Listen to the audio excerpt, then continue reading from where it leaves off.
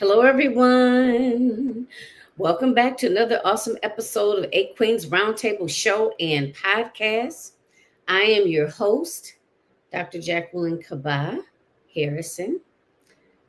Just getting amped up here for my next guest. So let me say that Eight Queens Roundtable Show and Podcast actually has been around since 2016, but this Born to Lead docuseries is relatively new. I think it is about maybe a year old, a little bit older than a year old, where I interview women entrepreneurs, or maybe some women are in the corporate sector or both, and we basically just have a honest, candid conversation about leadership, definitely leaving you with good tangible tips and tools to help you hone in and upgrade your leadership skills, whether it be in the corporate arena or to get a promotion or in your own business or both, right? Because a lot of us are doing both nowadays. You can find, or this particular show streams on the Realizing Your Potential TV network app, which is available on platforms such as Amazon Fire TV, Apple TV, Roku TV, as well as Spotify and Apple Podcasts. And let's not forget, for those of you mobile users that like to hang out there and check us out via your mobile app, we are also on the iOS app and the Android app. Oh, that came out of nowhere. So my guest today, her name is Meghan, and I'm going to tell you just a little snippet about her, and I'll let her introduce herself further once I bring her into the studio. Meghan Lee, who is the founder of Presence Media, a digital agency that supports visionary leaders in creating an online presence of impact while preserving their most precious resource, their state of presence. As a natural-born leader, Meghan embraces the feminine way, guiding others back to their bodies to live a life of meaning and impact. Ooh, aren't you excited? I'm so excited to have her here on the show. And I'm going to bring her in right now. Well, hello there, Meghan. How are you? I'm well. Hello, everybody. It's so nice to have you, Meghan. Yeah, it feels really great being here. That was like quite the jingle at the beginning. I don't know if you saw me, but I was dancing around. I know, right? Good choice. It's called dance pop. Yeah, yeah. I love it. They have like several different little selections, and that's the one I find myself always gravitating to. So, Meghan, so I know I just read just a snippet about you, but go ahead and elaborate and let the ladies know who you are, who you serve, what's your passion behind your business. Yeah, thank you. Gosh, where to start? I guess, I have been a leader since I was young. I think leaders are born that way in a lot of ways. And this drove me and motivated me and inspired me to really just follow my creative energy. And that, at a really young age looked like a lot of disruption in school and rebellion and leaving home early and traveling the world and starting multiple businesses. And I think it naturally carved a path of entrepreneurship out for me. And so I've never existed in the corporate world. I've always created my own businesses, and they've kind of evolved from one inspired idea into the next, listening to the market, responding. And Presence Media is my current business, the current iteration of my creativity. And I support leaders. I really work with visionaries, ones that see things that don't exist yet, that feel deeply called to serve and have an impact in the world. And I guide them and support them in the process of really birthing their creations through what I call vision embodiment. And because I operate Presence Media as a digital marketing agency, I support them with not only the process of clarifying their vision and helping turn that into a viable business, but we also support them with all the behind the scenes stuff that goes on when it comes to having an online presence these days. So yeah, I'm very passionate about what I do. I'm also a mother of two boys. I live between Canada and Australia, so lots of travel in my life. I love nature, outdoors. So yeah, that's me in a nutshell. All right. So, because I was just getting ready to ask you, so it's Presence Media, and it's a digital agency that supports visionary leaders. Okay, so tell tell us a little bit more, like kind of like the nuts and the bolts of it. So, what types of people Mm-hmm. do you serve? Is it, well, two things. What types of individuals, like for example, is it just, is it agencies or companies as a whole? Is it individuals? Do you just strictly do one-on-ones? Do you do group coaching sessions? Let's start there first. Mm-hmm. Yeah, so right now it's mostly female personal brands, Mm. and this business has evolved a lot. So it started in, I would say, around 2018 as a blog, as me writing about my experiences with my wellness and spiritual awakening journey. And, because I'm a marketer, because I'm an entrepreneur, I'm always looking for ways to just create something of value and generate income and freedom and sovereignty and all of these things. And so it started as a blog, and I started kind of like you're doing here, featuring other women and their writings and their stories. And then what I was noticing is a lot of these women, wellness practitioners, healers, coaches, they had beautiful messages to share. They were doing really incredible work, but they had no idea how to market themselves in the online space. And because I do have a traditional background in marketing, and it's something that comes so naturally to me, that's when we started offering digital marketing services to these women. So supporting them from, with their social media management, with their lead magnets, their sales funnels. And, from there, it's really just evolved. And we've just got really clear on the type of woman that we can best support. And these women, they are visionaries. They are thought leaders in their work. They are building brands of authority. A lot of them have podcasts. They have pretty significant online presences. And we really step in as their team to support them so they're not consumed in the weeds of their business, because it's a lot to run an online business these days. There's content to create. There's offers to run, and a lot of them have digital courses and services. So we pretty much take all of that off their plate. I personally work with them on their strategy and their vision alignment. In our field of work, it's just as much an energetic game as it is a strategic game. So I really hold them in that, and then the team takes on whatever they need done in the back end of their business to support them and showing up in their genius and authenticity. Wow, it sounds pretty comprehensive. And yes, I think, and let's see if you agree, but every business should probably have some sort of online presence.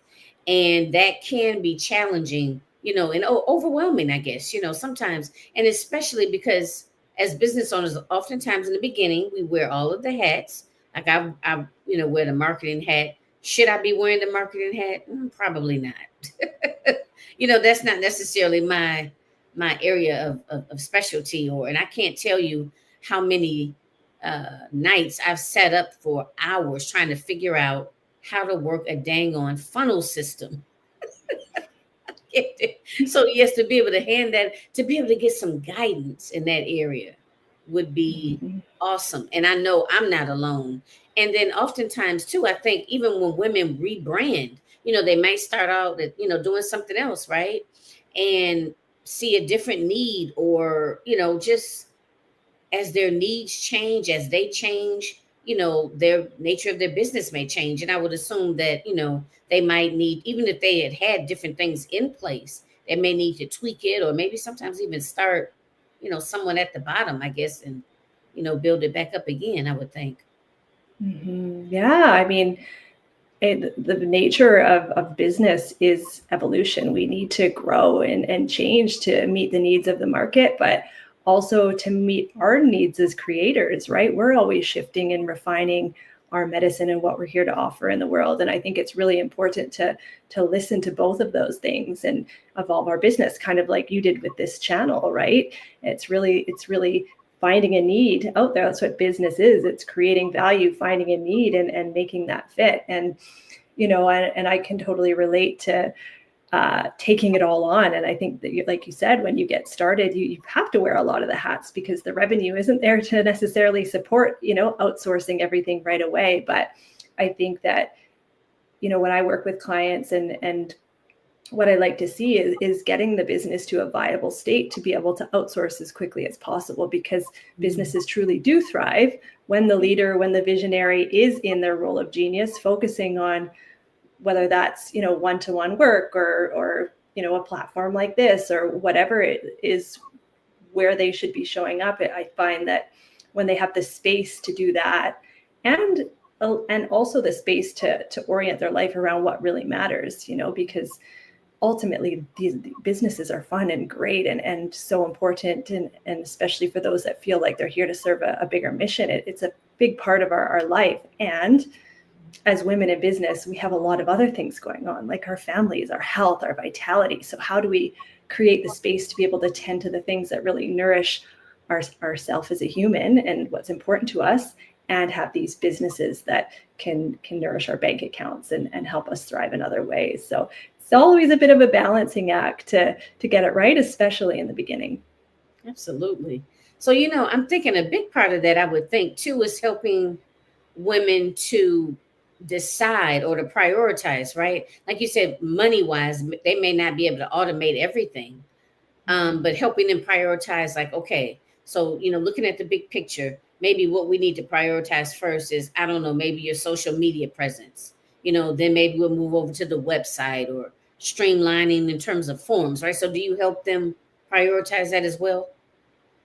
Yeah, and I think, I mean, depending on the situation, but in most cases, the priority in the beginning is revenue generation. So I like to help them find like what is the most aligned and quickest path to revenue so we can scale up everything else. Because I am guilty of this, and I've seen so many people like overemphasize the social media. They create content on Instagram. That's the platform I'm mostly on. It probably happens on LinkedIn too, like it is their job.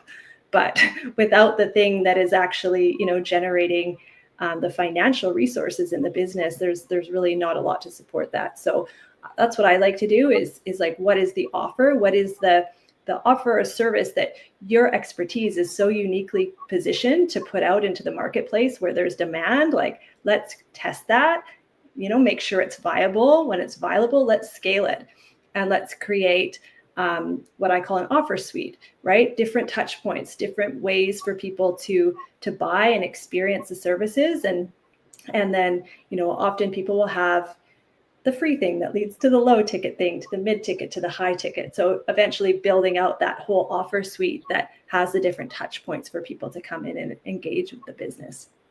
I could tell you really love doing this. It's so fun. Yeah. And that's important. Not only are you good at it, but I can tell, or at least I get the feeling that it's something that you genuinely enjoy. It has to be. I feel like it has to be. Life is short to wake up and do something that makes us suffer.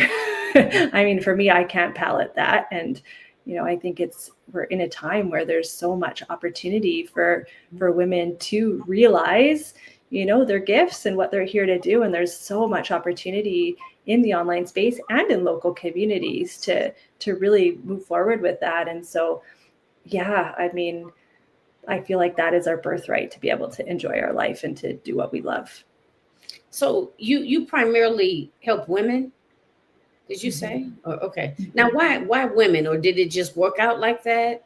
Or was that No, I think it just worked out like that. I've done other things. Like I've marketed a lot of things over my time, but I am just, when I started my blog, it was all about women. And I think it actually started from a deep desire to feel more connected to women, to have that sisterhood around me. And it's just what I'm naturally drawn to, and who I love to support. I'm open to working with men, like I said, and I have, but there's just a deep resonance with working with women. And, also in like a larger scale of my body of work, just helping women come back to themselves and their bodies and who they are and why they're here, I feel like is some of the deepest service that I'm here to do in this lifetime.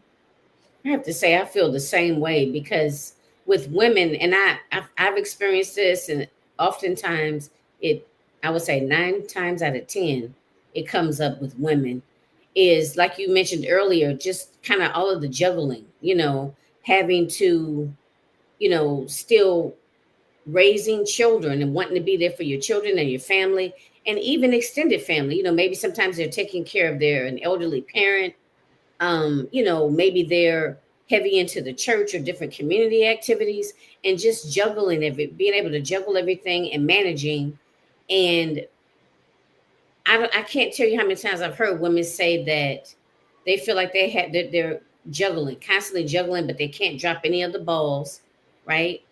And the different expectations. Sometimes there's a lot of guilt associated with wanting to do things that are outside of the home, just depending on how you were raised. But it seems like there's always just a little bit of that there with everyone that I talk to. It just depends on like the magnitude of it.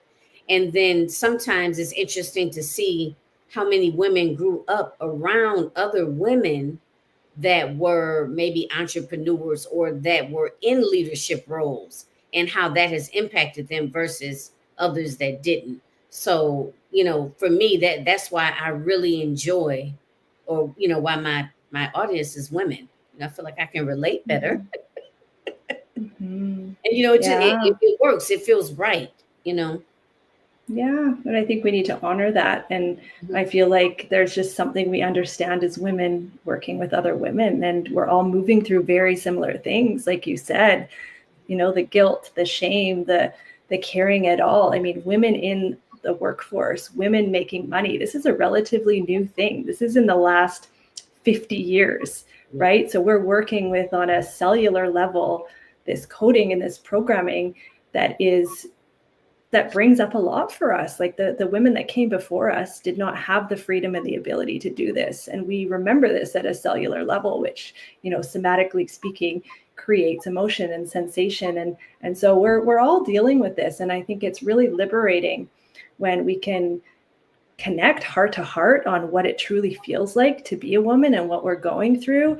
And that, I think, frees us in our own way, just to feel like we're not alone, and to understand that, we all experience the same thing. And that support and that connection, I think, helps us really, overcome a lot of the stuff that's inherently experienced by every woman, I think.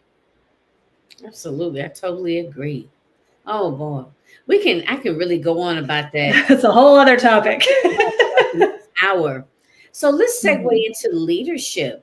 So I heard you mention earlier that you knew from a very early age that you were a leader. So talk a little bit about that. What was that like for you coming up? I mean, I was just always the bossy one. I was always the one with all the ideas. I never listened to authority. I marched to the beat of my own drum. Like, I had a wild teenage years. Like, I was rebellious. I left home early. I went traveling by myself solo at 19, left my country, went and lived in another country till my 30s. Like, I've just That is always awesome. followed my desires and my heart. And I feel like that's the thing with leaders. Like, they see a way, and the highest, most aligned path is to just go with that, and that inspires others naturally, right? Hmm. I mean, you know what that is about that solo track? Oh my God, that is awesome. And I say that because I know, and I'm so bad with time. I don't know if it's been like the past 5 years or so, but that's like a huge thing. There's like a lot of these groups, women's groups that are kind of popping up, and they're solo traveling, so women are not waiting till they get someone to travel with. If they want to go to Peru or Namibia, Ghana, or whatever, they're doing it. They are making it happen. And like how you mentioned, you literally left your family and went to live in another country. Typically, even for me, moving from, because I'm originally born and raised in Michigan, and I was early 30s leaving. I made the decision I wanted to move to New York. It was just a place that I had visited. I fell in love with the city and I just wanted to go. And I remember some of the responses that I would get. It was as if it would only be acceptable for me to do that if I was moving, if it has something to do with a man or a relationship. you know well, oh, okay, if you're getting married, then, and your husband's job is going to be there, then I understand that. But it's like me just deciding just to do it because it was something that I wanted to do. I got, just a lot of odd looks, like looking at me like I had two heads. So when that really, really struck a chord in me when you started talking about just, living. And it's not that you're being selfish, you're being true to yourself. You know, again, I know that's a whole nother conversation, but I think that those qualities, dancing to the beat of your own drum, is what a leader does. Because a leader, a big part of being an effective leader, right, is to have a vision. And that vision, oftentimes you're paving the way, or extending the way, or adding to it, or just paving a completely different way. And that requires stepping outside of the box. You know what I mean? It requires that maybe, you're going to fail, or maybe that's not going to work out. You know what I mean? It requires pivoting. So it's so many different things to me that kind of fall under that umbrella of dancing to the beat of your own drum. Mhm. So when you said Yeah. that, it was like, oh my God, I'm sorry. I get so excited. Okay, so go. I'll give you back the mic. Yeah, just what everything you're saying about stepping out of the your comfort zone and I think that is a big part of leadership. Like you see a vision, you just have to take the risk and move towards it, and that takes a lot of courage. And there's been countless times, and honestly, it probably happens every single day that people probably are very shocked at how I live and what I do. Right now, we're in the process of selling our house and moving overseas again, and we're overseas for a year and a half, and it's not a conventional way of being, and I think that leaders have to get comfortable with, and I don't like the word failure because I feel like it's always lessons, right? And that's the reframe, because there's always going to be unexpected things that happen when we take these big leaps of faith, right? And ultimately they're there to redirect us to the next highest path. And when we can learn to see these as opportunities and course corrections instead of disasters, we can be more resilient to the inevitable path of the unexpected, right? And that I think is a unique characteristic of leaders, is this courage and this resilience and this ability to turn adversity into opportunity. That's right. Absolutely. And I guess for me, early on, I never, like, I always looked at everything that I did in my business, and actually, and in my life as well. It produces a result. You make a decision, you make the best decision you can, right, with the information that you have, and whatever happens, happens. So it may be a desired result, or not, or it may not be a desired result, right? But it's something that I can learn from. Because if I didn't take the chance or make a decision or act on it, I wouldn't know. So it's like, I kind of, so when you talked about the reframe, my reframe is whatever I'm doing. If it's, I'm putting out a new, I don't know, a new coaching course, or I'm changing the format of my show, whatever the case, right? I'm taking a risk because I don't really know. I don't know how it's going to work out. It may work out it may be more beneficial, it may not. right? But the bottom line is, whatever happens or whatever result it is, it's up to me to interpret that, and I have to be able to look at it in a way of, what can I take from this? What did I learn from that? Does that mean I'm going to do more of that, or I'm going to do less of that? Or maybe I need to pivot, you know, in a different way. Whatever the case, I wouldn't have known that, right? Unless I had taken the risk and, kind of saw it through. But I definitely agree. Having said all that, I definitely agree that that is a huge part of leadership. So, speaking of that, what are some of the other qualities that you feel that you possess that make you an effective leader? Mm. Yeah, I think it's really about, another piece is bringing the best out of people. And right now with my company, I'm in the process of building my leadership team and supporting those in my company to really rise to their position and um, be more autonomous and take leadership in what they're doing. And I truly believe in, a strong leadership team. Like a thriving company is a place where everybody is thriving, where everybody is able to contribute their gifts and their genius to their role, and where they're able to have some level of autonomy and control over what they do and how they do it. And so that's a big thing that's really alive for me right now, is working with my leadership team and helping them develop their roles and helping them really develop their positions where they are now and where they're going. And, in that is a big piece of supporting their personal and spiritual development. Like, how can they, as humans, really support their own nourishment and their own thriving, and really expand their own gifts as they contribute it to this role in serving our clients, and making sure that we're delivering a world-class experience for our clients. And so I think whenever we set that really high standard, for a company, for our clients, for our results, we need to make sure that the leadership team, the people that are hands-on in there working directly, also have that same level of excellence and standards in their own life. And so I feel like that, as CEO, is one of my biggest priorities right now, is to really support the amazing people within my company to really stepping into the best versions of themselves. So, helping the individuals, or helping support them stepping into being a better version of themselves.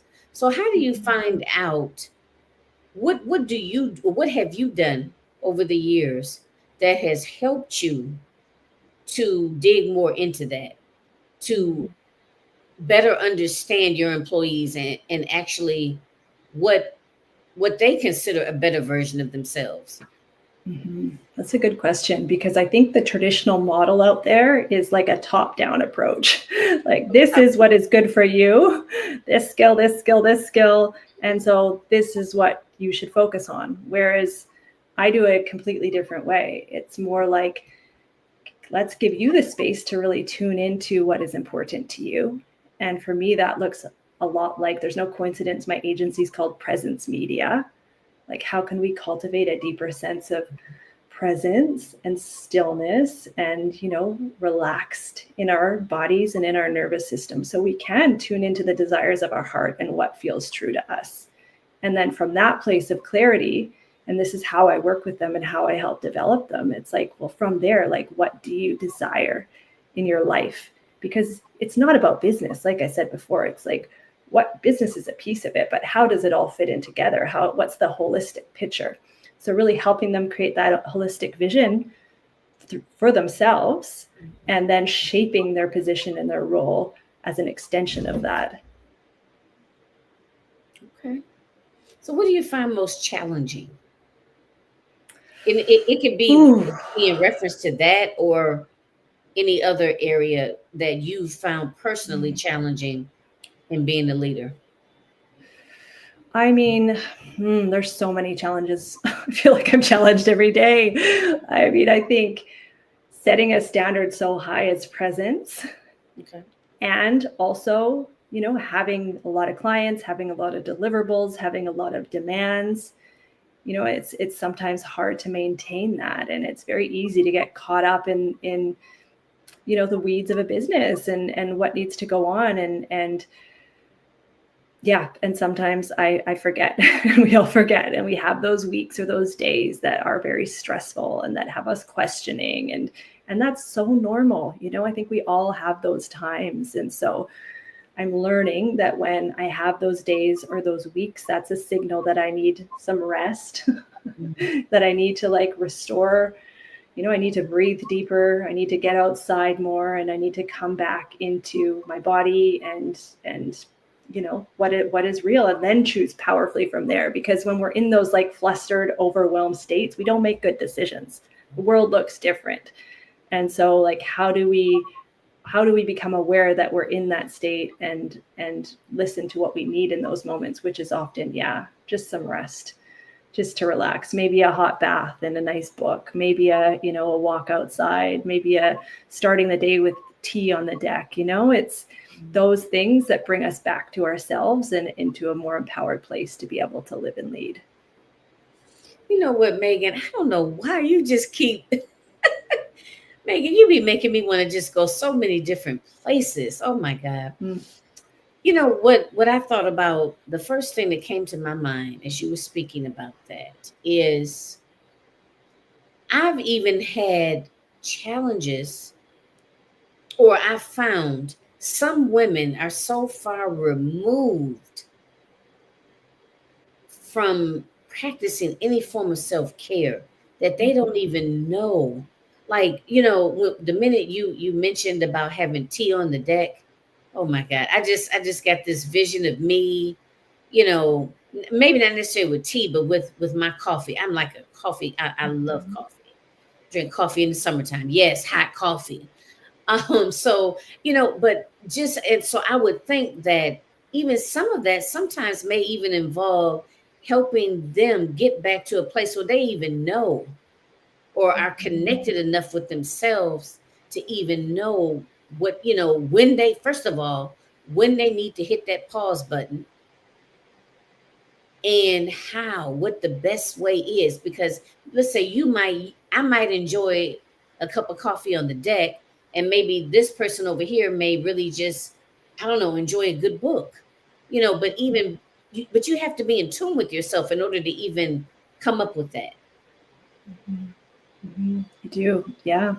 Yeah. And that's a journey, right? And I think it does start with that awareness of like, this doesn't feel good. This isn't right. And then from that place, it can be one really simple thing. Like you said, it could be just like, okay, I'm going to have my coffee without any devices or technology around me. I'm going to sit outside and I'm going to drink my coffee. Or it could be, I'm just going to go for a walk around the block every morning and just think of something I'm grateful for, like a gratitude walk.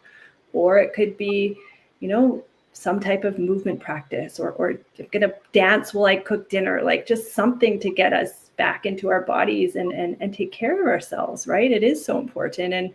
And it's not something that many of us were taught. A lot of women were taught sacrifice and putting everybody before them. And I think we're beginning to learn that serving from a place of overflow is better for everybody. And so like, what is the one simple thing we can do to take care of ourselves every day? And that's just going to ripple and open up more and more, That's right. Wow. So much has been shared, so many good points. But if we're going to go ahead and get ready to wrap up. So, Megan, what do you want to leave the audience with? So, start there. What do you want to leave the audience with? And then you can move into, telling them where they can find you. If you have anything, coming up that they can, I don't know, that they want to follow you so they can find out, or be, first available, or know when, just be the first to know whenever you have something coming up, or a new product, or, something of that nature, I guess. Yeah. I think what I would just leave everybody with is, we all have something really beautiful to contribute to the world. We all do. And it is worth taking the time to explore that. And it doesn't have to, this isn't like a mental exercise. It is more of a relaxing into it and an honoring of the journey that we've walked and who we are. And, all of the different life events, the ups and downs, the hero's journey or the heroine's journey, if you will. It's shaped us to be able to contribute something for the betterment of the world. And it's usually the most natural thing. And so just encouraging everybody to just realize their innate value. It's nothing you need to prove. It's nothing you need to do. It exists in you already. And to just honor that and sit with that and take care of yourself so you can feel it. And if it does, turn into something that is a business idea or something that is a career path, then that's amazing. But it could also just be how you contribute to your community or your family. That's also enough, Okay. And where they can find you, follow you? Yeah, so I am mostly on Instagram. As I was saying before, that's kind of my social platform. And so you can find me over there at The Grounded Visionary. I also have a Substack. So I write on my Substack. I just released a podcast called the Turned On and Tuned Up podcast. And it's all about female leaders doing incredible things in the world. And then my agency is Presence Media, so www.presencemedia.co. I've just opened up a mentorship community called Body of Work, where I guide and support women in really stepping into the body of work and what they're here to do in the world. And it is a very nourishing and body-based way of bringing your leadership and your work to life. Awesome. Okay. Wow. I didn't know about the podcast. Okay. I know, it just yesterday launched. Oh, okay. I know. Right. She's new. Oh, that's so awesome. I'll share it with you. So you mentioned the podcast, the community, Substack. the group. Right. What is that? I've heard of that, but what is it? Yeah, it's a, I guess, blogging platform. It's kind of like Medium. If you've heard of Medium, you can do like written or audio trends like on there, and you can have like free accounts or paid channels. So I find it, I love writing, and it's a great place to just like stream my thoughts. And then we are really into content repurposing at Presence Media. So my team can take my articles and then turn them into carousels and reels and other things. So it's actually a really smart content strategy to use these kind of platforms. Yeah. Just a little tip. Hope you all are taking notes on that. Hope you wrote that down. Okay. Wow. Well, thank you so much. I've learned so much. It has been really, truly, Meghan, a pleasure speaking with you. Just a pleasure. Yeah, likewise. You are so easy to talk to, and I know that's what I would look for if I'm looking for, someone to help me with my business strategies and so forth. So that is awesome. Thank you again for even being on the show or being a part of the Born to Lead docuseries. Yeah, my pleasure. Thank you so much for having me. Ladies, if you are also interested in being a part of the Born to Lead docuseries and you want to be interviewed, reach out to me. Let's connect. I typically hang out on the LinkedIn platform, and I'm also on Facebook under my name, Dr. Jacqueline Kabah Harrison. So look me up. My website is under construction right now, but you can email me at realizingyourpotential, the numbers 123 at gmail.com. And let's connect over a cup of coffee. At least I'll have coffee. You can have whatever drink you want, and we'll make it happen. I would love to, I'm always into meeting new individuals, and I like meeting new people. So let's make it happen. I would love to interview you again. Please share the broadcast out, tell a friend. If you have not downloaded the app, please do so. Like I said, Roku TV, Amazon Fire, Apple TV, Apple Podcasts, Spotify. And if you are a mobile person, we're in the iOS App Store and the Android App Store. So I hope you enjoyed this episode, and make sure you go back and listen to all of the other awesome interviews from this Born to Lead docuseries as well. So until next time, everyone, stay well, and I'll talk with you soon. Alrighty.